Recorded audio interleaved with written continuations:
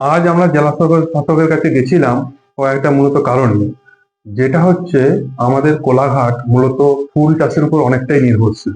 তো আমরা ভোটের আগে থেকেই আমরা মানুষের কাছ থেকে অনেক কথা শুনেছি যে ওনাদের ফুল চাষের উপর নির্ভরশীল, ফুল অনেকভাবে নষ্ট হচ্ছে, ফুল সেভাবে যেদিন যেদিন বিক্রি হচ্ছে না, সেই ফুলটা ফেলে দিতে হচ্ছে। এবং আমাদের কোলাঘাট সহ এই ব্লকের অনেক মানুষ এই ফুল চাষের উপর যেহেতু তাদের জীবিকা নির্বাহ করে, এই জন্য আমরা কিছুদিন আগে মাননীয় সভাধিপতি সাহেবের সঙ্গে, জেলা সভাধিপতি সাহেবের সঙ্গে আমরা ফুল মার্কেট দর্শন করতে যাই। ওটা পুরোটা ঘুরে দেখি। দেখার পরে আমরা সিদ্ধান্ত নিয়েছিলাম এটা ডিএম সাহেবের সঙ্গে আমরা আলোচনা করব। আজকে ফুল মার্কেটের সভাপতি, সেক্রেটারি সবাইকে নিয়ে আমরা আমরা গেছিলাম ডিএম সাহেবের কাছে। ওনার সঙ্গে অনেকক্ষণ কথা হয়েছে এবং আমরা কিভাবে সামনের দিকে এগিয়ে যাব। স্থায়ী ফুল মার্কেট করার ক্ষেত্রে আমাদের সরকার প্রায় নিয়ার অ্যাবাউট 10 কোটি টাকা স্যাংশনও করেছেন এই কোলাঘাটকে কেন্দ্র করে। আর সেই উদ্দেশ্যে আমরা লক্ষ্য করে কোলাঘাট এবং দেউলিয়া যাতে স্থায়ী ফুল মার্কেট হয় এবং কোল্ড স্টোরেজ হয়, এবং ফুল মার্কেট সহ আমাদের এনএইচ এবং রেল স্টেশনের মাঝে যে জায়গাটা আছে, ওই জায়গায় যদি একটা সেন্ট্রাল বাস স্ট্যান্ড আমরা করতে পারি, সেই চিন্তা ভাবনা নিয়ে আমরা এগোচ্ছি।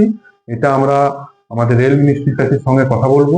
রেল মিনিস্ট্রির কাছ থেকে পারমিশন নিয়ে আমরা প্রভূত উন্নতি সাধন করবো। আমাদের যে এখন সর্বময় কর্তা, আমাদের রাজ্যের সবার প্রিয় দাদা, আমাদের সিএম, ওনার সঙ্গে আমরা অনেক আলোচনা করে আমরা এই সিদ্ধান্ত নেই। এখনো ফাইনাল কোনো ডিসিশন হয়নি হিমঘরটা কোথায় হবে।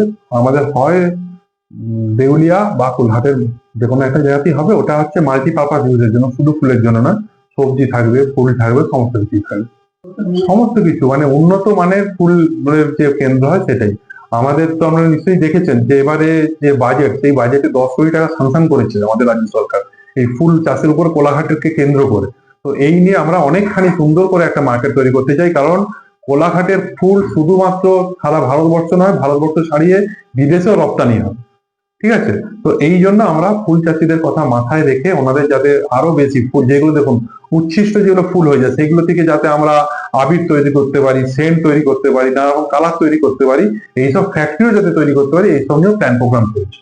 না, এখনো কোনো এরকম বার্তা নেই। আমরা অশ্বিনী বৈষ্ণবজির কাছে আমরা এই জিনিসটা দিয়েছি রেল মিনিস্ট্রির কাছে।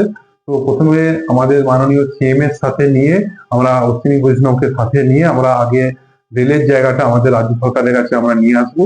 তারপর ওই জায়গায় রাজ্য সরকারের হাত ধরে আমরা টোটাল কাজটা করবো। যতদূর সম্ভব আমাদের পুজোর মধ্যে যাতে পারমিশনটা পেয়ে যাই, সেই চিন্তা ভাবনা করছি। ফলো এবং সাবস্ক্রাইব করুন সত্য ও নিরপেক্ষ খবরের সাথে কোলাঘাট বার্তা।